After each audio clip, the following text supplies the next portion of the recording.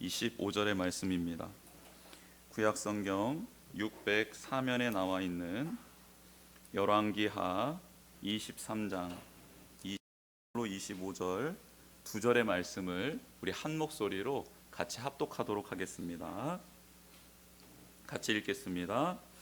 요시야가 또 유다 땅과 예루살렘에 보이는 신접한 점쟁이와 드라빔과 우상과 모든 가증한 것을 다 제거하였으니 이는 대제사장 hil기야가 여호와의 성전에서 발견한 책에 기록된 율법의 말씀을 이루려 함이라. 요시야와 같이 마음을 다하여 뜻을 다하며 힘을 다하여 모세의 모든 율법을 따라 여호와께로 돌이킨 왕은 요시야 전에도 없었고 후에도 그와 같은 자가 없었더라. 아멘. 오늘 또 예배드리러 나온 우리 모든 성도님들에게 하나님이 주시는 특별한 은혜와 기름 부으심, 또 회복과 치유의 은혜가 가득하게 될 줄 믿습니다. 그 믿음으로 사모함으로 하나님을 바라보시고 하나님의 손길을 경험하는 거룩한 성도님들 다 되기를 주님의 이름으로 축복합니다. 한동대에서 언어학을 가르치는 조준모 교수님이 예배와 우상 숭배라는 글을 썼습니다. 그 글의 서두에 이런 질문을 던집니다. 소년의 반대말은 무엇일까요? 라는 제목으로 질문을 던집니다. 소년의 반대말은 뭡니까? 네, 우리가 다 알고 있듯이 소녀입니다. 소녀. 소년의 반대말은 소녀이죠. 누구나 다 알고 있습니다. 그런데 왜 소년의 반대말은 아줌마가 아닐까, 강아지나 혹은 돌이 아닐까라고 언어학자인 교수님은 그렇게 되묻습니다. 인간의 언어에 있어서 반대말의 개념은 참 특이한 개념이다라고 설명을 하면서 소년과 소녀가 반대말이 되는 이유는 이 두 가지 단어의 의미 영역이 거의 다 같기 때문이다라고 설명을 합니다. 특정 단어의 반대말이 되기 위해서는 그 단어와 거의 모든 의미 영역에서 동일 자질을 가지고 있어야 합니다. 동시에 하나의 중요 의미가 전달되기 위해서는 한 가지의 중요한 자질만 변화되면 반대말이 된다라고 말하고 있습니다. 그래서 소년과 소녀의 거의 모든 부분은 의미가 다 같고 한 가지 중요 부분, 그 의미가 다른데 그것은 바로 성별의 의미가 다르기 때문에 반대말이 될 수 있다라고 설명을 합니다. 그렇게 보면 반대말과 비슷한 말은 한 끗 차이인 것 같아요. 거의 대부분이 같고 한 부분만 다르기 때문이죠. 그러면서 조 교수님은 이렇게 질문을 해요. 예배의 반대말은 뭘까요? 라고 질문을 합니다. 예배의 반대말이 뭡니까? 네, 어렵죠? 근데 퀴즈는 아니니까 바로 정답을 알려드리겠습니다. 그것은 바로 우상숭배입니다. 예배의 반대말은 우상숭배예요. 우상숭배. 왜 그런가?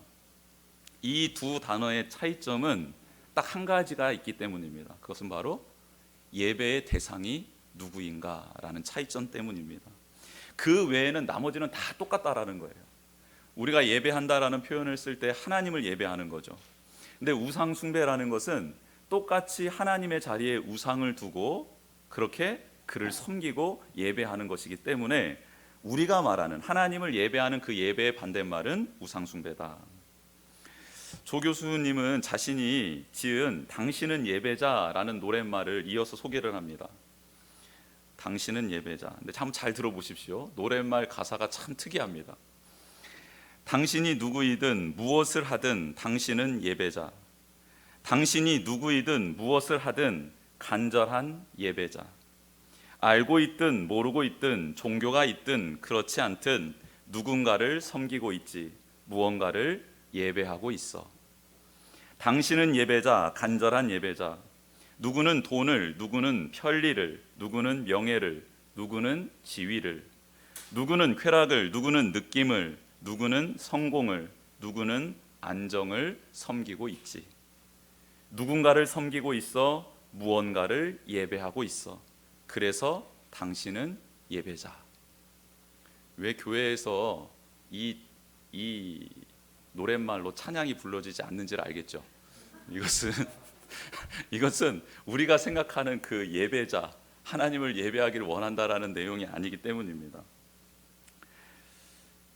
이 글에서는 그렇게 결론을 내립니다. 세상의 모든 사람은 예배자다. 그렇죠? 저는 이 말에 정말 동의합니다. 불완전한 인간은 자신의 불완전한 요소를 해결하기 위해서 무언가를 의지할 수밖에 없습니다. 붙잡을 수밖에 없어요. 나의 이 불완전한 요소를 해결해야지 안정적이 되고 행복해질 수 있고 그리고 기쁨이 주어질 수 있을 거다라고 생각하고 있기 때문입니다. 그래서 나의 이 불완전한 요소를 돈이 해결해 줄 것 같으면 돈을 붙잡는 거고요. 지식이 해결해 줄 것 같으면 지식을 붙잡는 거고, 건강이 해결해 줄 것 같으면 건강을 붙잡고, 관계가 해결해 줄 것 같으면 관계를 붙잡는 겁니다. 그러나 대자연 앞에 서면 인간은 하염없이 작아진다라는 것 알고 있습니다. 기상이변으로 인해 큰 재앙 앞에 인간이 만들어 놓은 또 이루어 놓은 과학과 문명은 아무런 힘을 발휘하지 못한다라는 것 또한 우리는 알고 있습니다. 그래서 인간은 하나님을 의지하면 좋겠는데 아니요. 그래서 더 과학을 발전시키고 문명을 발전시키고 자신이 의지할 수 있는 그 무언가를 찾고 개발하기 위해 최선을 다한다라는 겁니다. 역사가 이미 말해주고 있는데도 인간의 한계는 분명하다. 인간이 만든 모든 것 또한 불완전하다. 세상의 피조물 모두는 연약하다라고 끊임없이 역사가 말을 하고 있음에도 불구하고 지금까지 모든 사람들은 인류가 걸어왔던 그 길을 똑같이 반복해서 걷고 있습니다. 모든 사람은 예배자입니다. 대상은 누구일 수도 있고 무엇일 수도 있습니다. 그러기에 이 세상에 살아가고 있는 모든 사람은 예배자라고 불릴 수 있습니다. 그렇다면 우리는 누구를 예배하는 예배자입니까? 바라기는 정말 하나님을 예배하는 예배자가 되기를 주님의 이름으로 축복합니다. 오늘 본문에 등장하는 요시야 왕은 분열왕국 시대에 남유다가 멸망하기 얼마 전 혜성처럼 등장한 왕입니다. 그의 할아버지 므낫세는 우상을 참으로 예배한 신실한 예배자였습니다. 우상을 예배한 자로 따라갈 자가 없었던 왕이 이 요시야 왕의 할아버지 므낫세 왕입니다. 그리고 그의 아버지 아몬도 므낫세의 길을 따라 악을 행했던 왕으로 등장하고 있습니다. 아버지 아몬은 신복들의 반역에 의해서 궁중에서 비참하게 살해를 당하죠. 그러자 백성들이 왕을 살해한 신복들을 다 색출해서 죽여버립니다. 그리고 난 다음 그의 아들이었던 요시야를 왕으로 삼습니다. 죽고 죽이는 피가 낭자한 그 궁궐 안에서 왕이 된 요시야가 몇 세의 왕이 됐냐면 8살의 왕이 됩니다. 누군가는 분명 섭정을 했을 나이였지요. 그래서 섭정을 한 사람이 누구일까 신학자들은 연구하고 그리고 본문을 주의하다가 결론을 내립니다. 그의 어머니가 그에게 유일한 도움의 사람이었을 거다, 섭정했을 것이다 라고 말을 합니다. 다행인 것은 어머니가 레위 지파 사람이었을 것이라고 추정을 하며 그래서 요시야 왕은 하나님의 뜻을 이룰 수 있는 왕으로 준비될 수 있었다라고 말을 합니다. 22장 2절에 요시야 왕을 다음과 같이 표현하고 있습니다. 요시야가 여호와 보시기에 정직히 행하여 그의 조상 다윗의 모든 길로 행하고 좌우로 치우치지 아니하였더라 라고 말씀하고 있습니다. 어린 나이에 왕이 되었지만 그는 하나님 앞에 중심을 잡는 사람으로 성장하고 있었습니다. 말씀을 중심으로 사람들의 말에 휘둘리지 않았어요. 어떤 상황 속에서도 하나님 중심의 신앙을 지켜나갈 수 있는 존재가 되었습니다. 그는 견고하게 하나님 말씀 안에 뿌리를 내리는 시간을 보냈고요, 말씀을 온전히 붙잡고 그 씨앗인 생명을 품은 말씀을 통해 그는 점차 아름답게 자라날 수 있었습니다. 사랑하는 성도 여러분, 우리와 우리 다음 세대들도 예배자가 될 것입니다. 그렇죠? 분명한 것은 하나님을 예배하는 자로 섰으면 좋겠지만 그렇지 않고 다른 누구 혹은 무엇을 예배할 수도 있다라는 것 우리는 알고 있습니다. 성경은 하나님을 예배하는 자는 반드시 구원을 받고 하나님의 뜻을 이루는 자로 서지만 그렇지 않은 자들은 모두 멸망하게 된다라고 분명하게 기록하고 있습니다. 오늘 요시야의 유년 시절을 보면 부모의 역할이 얼마나 중요한지 깨닫게 되지요. 특별히 부모님의 모습이 아이들의 신앙에 결정적인 역할을 하고 있다라고 성경은 기록하고 있습니다. 아이들은 보면서 자란다라는 말이 있습니다. 부모 갱신이라는 책에서 자녀의 뒤에는 부모가 있다, 그것을 깨달아야 한다라고 우리에게 알려주고 있습니다. 자녀들은 부모의 앞모습을 보며 자라기보다는 부모의 뒷모습을 보며 자란다 말합니다. 부모는 자녀에게 이렇게 해야 한다라고 가르치지만 자녀는 부모의 말이 아닌 부모의 삶을 보며 배우며 그렇게 영향을 받는다 합니다. 우리 집에 각자의 어떤 앞마당이 있고 뒷마당이 있는 집을 보면 앞마당은 잘 가꾸어 놉니다. 왜 가꾸어 놓을까요? 앞마당을? 사람들이 왔다 갔다 하면서 보니까 앞마당은 잘 가꾸어 놓습니다. 그런데 뒷마당은 잘 가꾸어요, 안 가꾸어요? 뒷마당은 뭐가 되기 쉽습니까? 창고가 되기 쉽죠. 그런데 아이들이 앞마당에서 잘 뛰놀까요? 뒷마당에서 잘 뛰놀까요? 아이들은요, 뒷마당에서 놀기를 좋아합니다.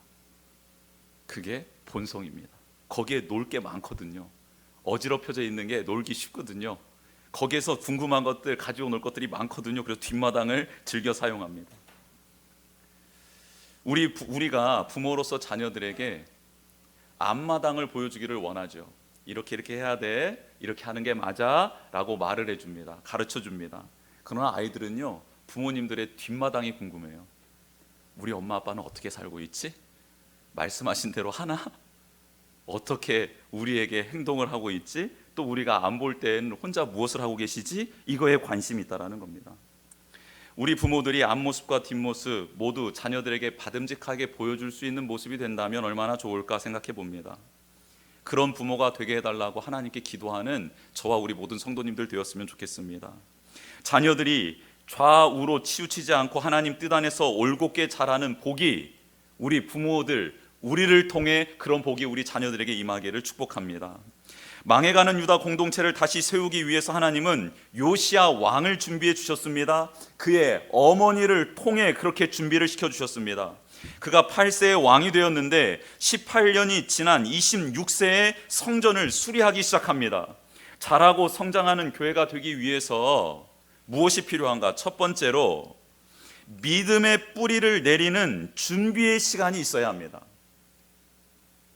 요시야 왕에게는 준비의 시간 18년이라는 시간이 있었습니다. 믿음의 뿌리를 견고하게 내릴 수 있는 준비의 시간이 있었던 것이지요.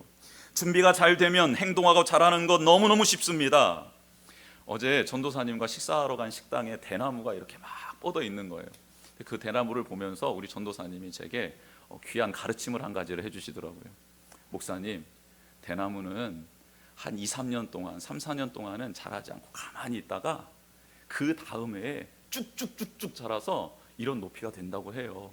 참 신기하죠? 그래서 제가 그 교훈을 깨닫고 와서 한번 찾아봤습니다. 그런 대나무가 진짜 있나? 그런 대나무의 습성이 있나? 하고 찾아봤습니다. 찾아봤더니 모소대나무라는 대나무가 있더라고요. 모소대나무는 4년 동안 손가락 한 마디 정도의 크기로만 자라난다고 합니다.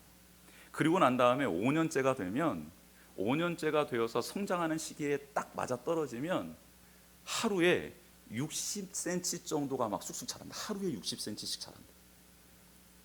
그래서 6주가 지나면 15m가 된다고 합니다. 여러분 놀랍죠? 그러면 4년 동안 도대체 이 대나무는 뭘 하고 있었나? 너무 궁금한 나머지 사람들이 무엇을 했겠습니까? 땅을 파봤겠죠. 그랬더니 4년 동안 뭘 하고 있었나? 뿌리를 내리고 있었던 거예요. 뿌리를 엄청 깊게 내렸던 거예요. 그래서 정확한 때에 성장해야 될 그 타이밍에 모든 양분을 뿌리가 다 흡수해서 하루에 60cm씩을 폭풍 성장을 시킬 수 있었다고 합니다. 여러분, 요시야 왕은 18년 동안 무엇을 했을까요? 18년이라고 하니까 좀 그러네요. 요시야 왕이 18해 동안 무엇을 했을까요? 그는 말씀 앞에 머물렀습니다. 말씀대로 순종했고요. 말씀을 마음에 아로새기고 있었습니다. 때를 기다린 것이죠. 어떤 상황 속에서도 흔들리지 않고 믿음의 길을 걷기 위해서 준비의 시간이 필요했고, 그 준비의 시간, 하나님이 허락하신 18회 이 시간을 소중하게 여기며 그렇게 준비되고 있었습니다. 만 2년이 된 우리 교회, 주님 안에서 자라가고 성장하기 위해서는 어떤 일이 필요할까? 어떤 게 필요할까? 말씀을 읽고 배우고 묵상하고 순종하는 훈련이 필요한 거다라는 사실을 말씀을 통해 깨닫게 됩니다. 그래야만이 예비된 복민들을 섬길 수 있고 하나님이 보내주실 나라와 민족들을 섬길 수 있게 됩니다.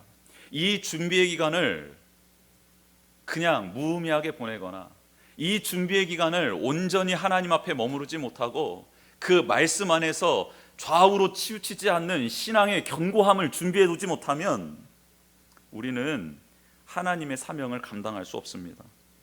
그 준비를 소홀히 하게 되면 하나님의 뜻을 이루기는커녕 얼마 못 가서 쓰러지고 맙니다. 사라지고 맙니다. 그게 우리의 운명이 될 겁니다. 그냥 사라지는 거 감사하죠. 그냥 사라지기만 해도 감사합니다. 그런데 꼭 상처를 남기고 사라집니다. 함께 모였던 이들 혹은 우리 교회를 후원하며 기도해 주시던 분들, 그들에게 씻을 수 없는 상처를 남기게 됩니다. 그래서 이 준비의 기간을 저희들은 잘 보내야 합니다. 교회가 준비의 기간을 잘 보낸다라는 뜻은 무엇일까요? 그 교회에 지체된 우리들이 그 준비의 기간을 잘 보내야 된다라는 뜻이겠죠. 그렇습니다. 하나님 안에서 말씀을 읽고 순종하는 시간을 보낸 요시야 왕은 제일 먼저 한 일이 무엇입니까? 성전 수리였습니다. 하나님 중심의 신앙을 회복하기 위해서 그가 첫 번째 공식적인 사업으로 추진했던 것은 성전 수리였습니다. 요시야 왕은 내면이 참 아름다운 사람이었죠. 그러나 그는 깨달았습니다. 내면이 아무리 아름다워도 주변이 정리가 되어 있지 않으면 이 내면의 아름다움은 금세 무너지고 물들 수밖에 없다는 것은 깨달았습니다. 그래서 성전을 수리하기 시작합니다. 청소를 하기 시작합니다. 당시 유대 땅은 할아버지 므낫세와 아버지 아몬이 세워놓은 우상들로 가득했던 땅입니다. 산당에는 우상을 섬기는 제사장들이 있었고, 심지어 하나님을 예배하고 하나님의 영광이 머물러야 할 성전 안에도 우상이 세워져 있었습니다. 그리고 그런 시간이 너무 오래되자 유대 백성들과 지도자들은 우상과 동거하는 것이 거리끼는 일이 아니라 친숙한 일이 되어버렸습니다. 이런 상황에 요시야가 등장합니다. 그는 성전 수리를 명했고 그 안에 세워놓은 우상들을 모조리 부수고 찍어내어 불태워버립니다. 이렇게 성전이 수리되던 중에 대제사장 힐기야에 의해 율법책이 발견되죠. 그리고 그 책을 왕의 신하인 서기관 사반에게 줍니다. 사반은 요시야 왕 앞에 와서 그 율법책을 펴고 읽기 시작합니다. 그 내용을 들은 요시야의 행동이 22장 10절에서 11절에 나오는데요, 이렇게 기록되어져 있습니다. 또 서기관 사반이 왕에게 말하여 이르되 제사장 힐기야가 내게 책을 주더이다 하고 사반이 왕의 앞에서 읽음에 왕이 율법책의 말을 듣자 곧 그의 옷을 찢으니라 라고 기록하고 있습니다. 준비된 자의 모습이 표현되고 있습니다. 하나님의 중심, 하나님 말씀 중심으로 바로 서 있었던 그는 기쁜 소식 앞에 서게 되지요. 성전을 수리하다 없어진 줄 알았던, 이제는 더 이상 하나님의 명확한 뜻을 알 수 없게 된 줄 알았는데 율법책이 발견된 겁니다. 성전에 율법책이 있는 건 너무 당연한 일이었는데 왜 당시 성전을 수리하다 발견된 율법책이 큰 이슈가 되고 왕 앞에까지 소식을 전하는 일이 되었을까?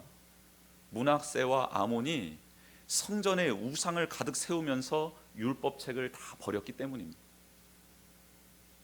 그래서 수리를 하다 발견된 율법책은 너무나도 소중한 율법책이 된 것이고 그것은 뉴스가 된 것입니다. 굿뉴스가 된 것입니다.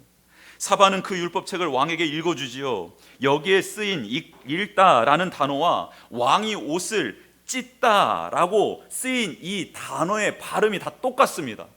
언어 유희를 한 거예요. 언어 유희. 그러나 우리에게 주는 영적 교훈이 있지요. 하나님 앞에 바로 선 자가 누구인가? 중심이 바로 서서 좌우로 치우치지 않는 자가 도대체 어떤 자인가? 말씀 앞에 그 자신의 죄악과 자신의 허물을 고백하며 옷을 찢을 수 있는 자, 엎드릴 수 있는 자가 하나님 앞에 바로 선 자라는 겁니다. 오랜 시간 신앙생활을 하고 훈련도 받고 봉사도 하고 직분도 얻었습니다. 심지어 단 위에 올라와서 말씀을 전하기도 하는데, 하나님이 들려주시는 말씀, 읽는 말씀 앞에 반응하지 못하는 사람들이 있다면 그 사람은 성장할 수 있는, 자랄 수 있는 그런 요소가 사라져버린 사람입니다. 말씀을 읽을 때, 말씀이 들릴 때 하나님 말씀 앞에 옷을 찢으며 반응할 수 있는 사람이라면 그는 자라고 세워질 확률이 가득한 사람이 되겠죠. 예수님께서 바리새인의 기도와 세리의 기도를 들으면서 하나님이 들으시는 기도는 어떤 기도일까? 라고 제자들에게 가르쳐 주신 장면이 있습니다. 바리새인의 기도가 아니라 놀랍게도 세리의 기도를 하나님이 들어주시고 세리의 기도에 응답해 주실 거다라고 예수님 말씀하십니다. 왜냐하면 바리새인의 기도는 자신을 드러내는 기도였고 세리의 기도는 자신의 죄를 드러내는 기도였기 때문입니다. 하나님은 상한 심령을 찾고 있습니다. 시편 51편 17절이지요. 하나님께서 구하시는 제사는 상한 심령이라.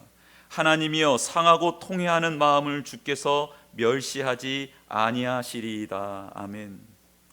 우리 교회도 요시야 왕처럼 준비되는 교회가 되길 원합니다. 중심이 바로 선 교회, 좌로나 우로나 치우치지 않는 교회, 상한 심령으로 말씀 앞에 반응하는 예배 공동체가 되기를 주님의 이름으로 축복합니다. 두 번째로 하나님을 경외하는 동역자들을 세워야 합니다. 하나님을 경외하는 동역자들을 세워야 합니다.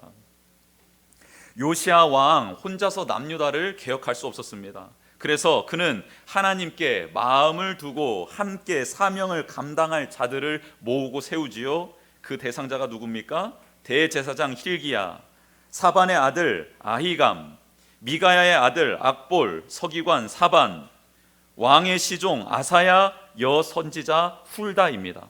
이런 사람들을 모아 같이 개혁의 동역자로 세웁니다. 하나님은 모세에게 그와 함께 사명을 감당할 장로 90을 세우라 명령하셨지요. 예수님도 밤새 기도하고 12명의 제자를 부르셔서 공생의 기간을 함께 하시지요. 바울도 선교팀을 꾸려 함께 전도 여행을 떠났습니다. 특별히 영적 아들 디모데에게 충성된 자를 세워라, 그들과 함께 교회를 섬겨라 라고 당부합니다. 그 충성된 자들이 다른 사람들을 세우고 가르쳐 그들 또한 충성된 사람으로 세워갈 것이다 라고 교훈합니다. 요시야 왕은 하나님의 백성을 새롭게 하고 나라를 세우는데 혼자의 힘으로는 감당할 수 없다라는 것을 깨달았습니다. 하나님의 원리는 혼자서 나라를 세우거나 하나님의 뜻을 이루는 게 아니다라는 것을 깨달은 것이죠. 연합의 신비를 깨달았습니다. 하나님 앞에 바로 선 자들과 함께 사명을 감당하고 그들과 함께 할 때에만 위기와 고난을 이겨낼 수 있다라는 그 사실을 알게 되었습니다. 삼겹줄은 쉽게 끊어지지 않는 법입니다. 요시야와 함께한 사람들의 공통점이 나옵니다. 요시야와 함께했던 사람들은 요시야의 왕위를 견고하기 위하여 힘을 모으고 나갔던 존재들이 아닙니다. 여러분 이것을 기억하셔야 합니다. 요시야 왕이 세운 사람들은 요시야의 왕권을 위해서 세운 사람들이 아닙니다. 율법책에 기록한 대로 나라를 세우기 위해 힘과 열정을 쏟을 수 있는 사람들을 세웠습니다. 자신의 필요를 채워줄 수 있는 사람들로 세운 게 아니고요, 자신이 믿고 나아가는 그 하나님의 영광을 위하여 같이 힘을 쏟을 수 있는 사람들을 불러 세웠다라는 거예요. 여러분 이게 요시야가 하나님의 영광을 위하여 사람을 세울 때 세웠던 원칙이었습니다. 그래서 하나님은 그들이 함께 일하고 있는 그 자리에 임해 주십니다. 그들에게 능력을 부어 주십니다. 그래서 종교개혁, 사회개혁, 정치개혁을 이룰 수 있도록 친히 도와주십니다. 여러분 처음은 하나님의 영광을 위하여 시작한 일이 왜 후에는 교회에 분열을 일으키는 일로 매듭지어질까요? 그런 교회들을 많이 보죠. 또 그런 경험을 우리 모두는 했습니다. 가정에서도 좋은 의도로 시작한 일이 왜 분열과 갈등을 초래하는 일로 결론 지어질까? 회사에서도 마찬가지입니다. 그것은 욕심이 들어가기 때문입니다. 욕심이 들어가기 때문이에요. 내 생각과 내 감정, 내가 높아지고 내게 유익이 되는 것으로 처음은 하나님의 영광을 위하여 시작했던 그 일이 자꾸 내 욕심, 나의 의가 들어가면서 그렇게 분열로 혹은 좋지 않은 결과로 매듭이 지어지곤 합니다. 그래서요, 착한 일을 시작하신 이가 착한 일, 그 일을 매듭 지을 수 있도록 끊임없이 그분 앞에 엎드리는 것이 유일하게 하나님께 영광 올려드릴 수 있고 변질하지 않을 수 있는 유일한 길입니다. 여러분, 그 시간을 구별하지 못하면, 여러분 그 시간을 내어드리지 못하면 우리는 다 처음은 하나님의 영광으로 시작했다가 끝은 하나님의 영광을 가리고 사탄이 기뻐하는 인생으로 매듭 지어집니다. 요시아와 함께한 사람들이 우리에게 본이 되는 점은 바로 그들은 어떤 개개인의 사리사욕을 위하여 모여진 무리가 아니라 하나님의 말씀 기록된 대로 행하기 위하여 모여진 함께한 사람들이라는 것, 이것이 우리에게 주는 교훈이 굉장히 큽니다. 우리 교회도 그런 교회 되었으면 좋겠습니다. 세워주신 목회자들, 세워주신 리더십들, 또 함께 세워주신 우리 모든 성도들이 하나님의 뜻을 이루기 위하여 열정을 품고 열심을 내고 그리고 끊임없이 그 하나님 앞에 매달리고 엎드리는 그런 거룩한 공동체 되기를 주님의 이름으로 축복합니다. 마지막으로 유월절 신앙을 온전히 회복해야 잘하고 세워질 수 있습니다. 유월절 신앙을 온전히 회복해야 합니다. 유월절은 하나님이 지정해 주신 절기입니다. 무엇을 기념하기 위해 정해진 절기가 아닌, 절기가 정해지고 난 다음 하나님이 그대로 역사하신 것, 그게 바로 유월절입니다. 이스라엘 백성을 구원하기 위해 하나님은 유월절 규례를 명령하시지요. 먼저 누룩 없는 무교병을 먹어야 합니다. 그리고 어린 양을 잡아야 합니다. 그 피를 우슬초에 적셔서 임방과 문 설주에 뿌려야 합니다. 그리고 모든 사람은 그 피가 뿌려진 집 안으로, 문 안으로 들어가 있어야 죽음을 면할 수 있습니다. 죽음의 사자가 그 피를 보고 그 안에 있는 사람은 죽이지 않고 넘어갑니다. 넘을유, 넘을월, 유월이 일어나는 것이죠. 다른 것 때문에 넘어가지 않습니다. 피 때문에 넘어가지 않습니다. 피 때문에 넘어가는 겁니다. 피 때문에 그 안에 있는 사람들을 구원하는 것이죠. 즉 유월절을 통해 하나님은 두 가지 진리를 우리에게 알려주고 싶어 하십니다. 첫 번째, 누룩, 즉 죄를 너무너무 싫어하신다.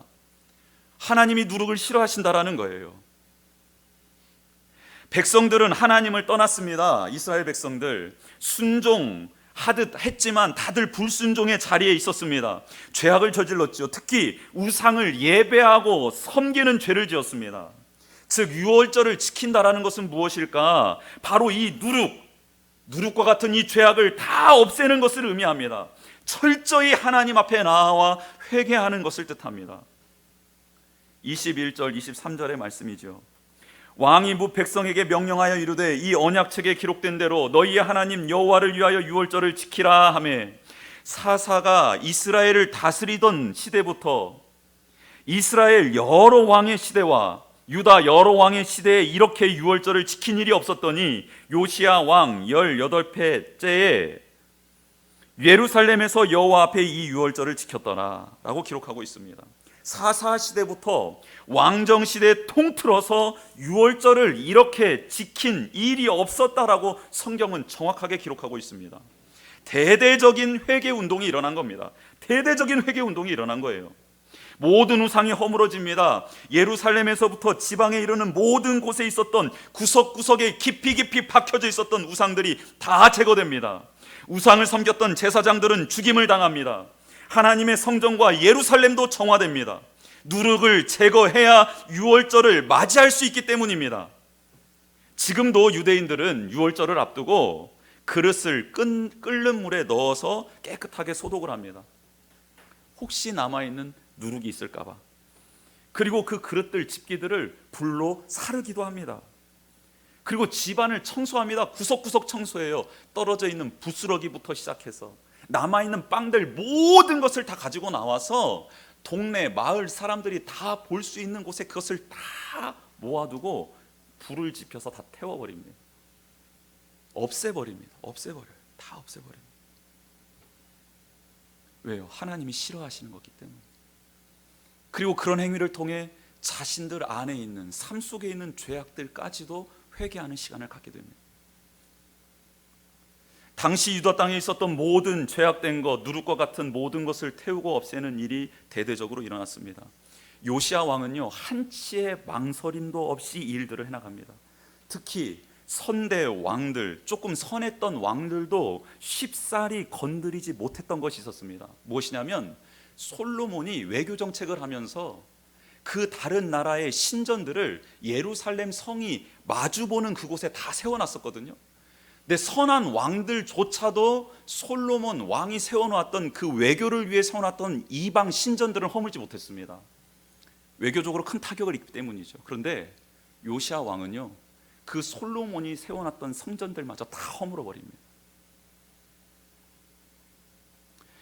요시야 왕은 아무도 하지 못했던 일을 해냅니다. 어떻게 그가 이렇게 할 수 있었을까요? 어떻게 그가 이렇게 할 수 있었죠?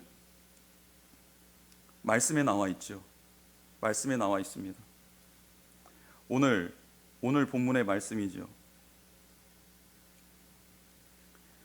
여호와의 말씀대로입니다. 여호와의 말씀대로. 21절 말씀입니다. 21절 말씀, 오늘 본문 윗절에 나와 있는 21절 말씀. 왕이 뭇백성에게 명령하여 이르되 이 언약책에 기록된 대로 너희의 하나님 여호와를 위하여 유월절을 지키라. 그러니까 어떻게 이렇게 할 수 있었나? 요시야 왕은 사람을 위하여 혹은 어떤 목적을 위하여 유월절을 지킨 것이 아니라 하나님을 위하여 언약책에 기록된 대로 유월절을 지켰기 때문에 이렇게 할 수 있었던 겁니다. 왜 우리가 타협을 하나? 왜 우리가 하나님 앞에, 하나님 말씀 앞에 망설이게 되나? 우리는 하나님의 말씀을 읽고 우리 마음대로 해석하기 때문이에요. 하나님의 말씀을 그대로 받고 그대로 하는 게 아니고요, 하나님의 말씀을 받고 우리는 재해석을 해요. 상황에 맞게 해석을 시킵니다. 그래서 이 정도까지는 하면 괜찮을 거야 라고 말하고 있기 때문에 우리는 온전한 누룩을 해결할 수 없어요. 온전히 누룩을 제거할 수 없어요. 그런데 요시야는 온전한 유월절을 지키기 위하여 하나님을 위하여 유월절을 준비를 합니다. 하나님의 말씀대로 준비를 합니다. 이게 다른 점입니다. 유월절은 또한 하나님의 전적 은혜를 기억하며 감사하는 절기이죠. 여러분, 우리가 십자가를 만나면 하염없이 눈물이 흐릅니다. 감사하게 되죠. 은혜가 임합니다. 왜 그럴까요? 그 십자가 안에 하나님의 공의가 담겨 있지만 동시에 하나님의 사랑, 은혜가 담겨 있기 때문 아닙니까? 유월절은 너희들 내 말을 듣지 않으면 죽어 라는 이 하나님의 율법의 말씀들이 어떻게 해석되고 있냐면, 어떻게 해석되는 절기라면, 너희들 율법 못 지키는 거 알아, 그러니 이제 내가 너희들을 위하여 대신 죽어줄게 라고 해석되는 절기가 유월절입니다. 유월절을 지키는 이스라엘 백성들은 이제 나는 하나님의 백성이 되었다, 나는 은혜로 구원받은 존재다, 나는 하나님을 섬기고 예배하기 위하여 전적 은혜로 구원받은 존재다 라는 사실, 이 정체성을 명확하게 하는 절기로서 유월절을 지켰습니다. 나는 지금 이렇게 내가 존재하고 있는 이유가 하나님의 은혜지 다른 것 때문에 존재하고 있는 것 아니야. 그러니 나는 하나님을 사랑하는 게 맞아.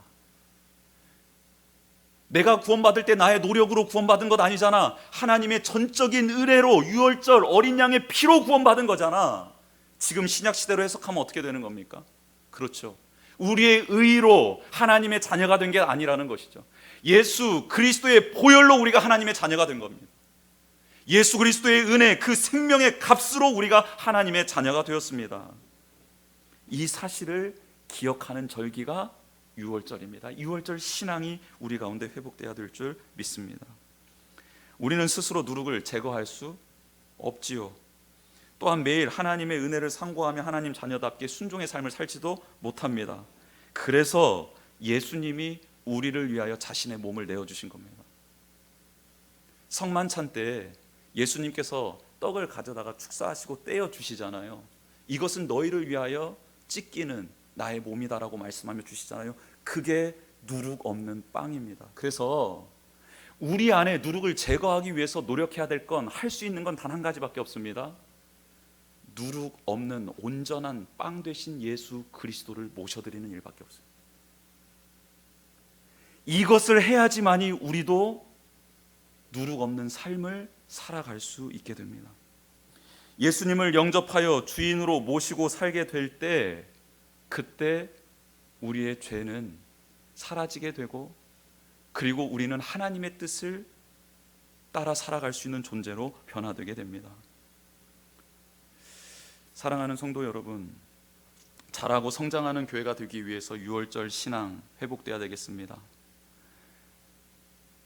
떡으로 자신의 몸을 주시고 또 새 언약의 피로 우리에게 보혈을 뿌려주신 그 예수 그리스도를 모셔드리는, 온전히 따르는, 주인으로 모셔드리는 이 신앙이 회복돼야지만이 우리는 자라고 세워질 수 있습니다.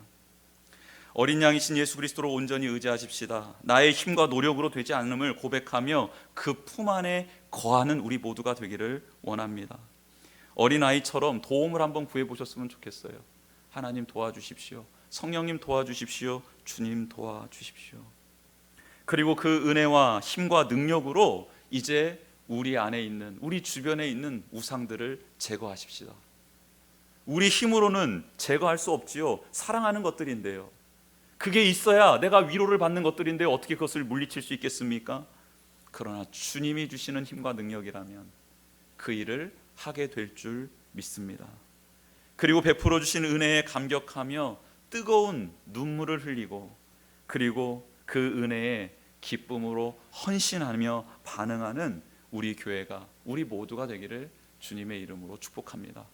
억지로 하는 섬김이, 또 희생이, 헌신이 아니라 기쁨으로, 감사함으로 하게 되는 우리의 헌신과 섬김이 되기를 주님의 이름으로 축복합니다. 우리 이 시간 같이 찬양하도록 하겠습니다. 원하고 바라고 기도합니다.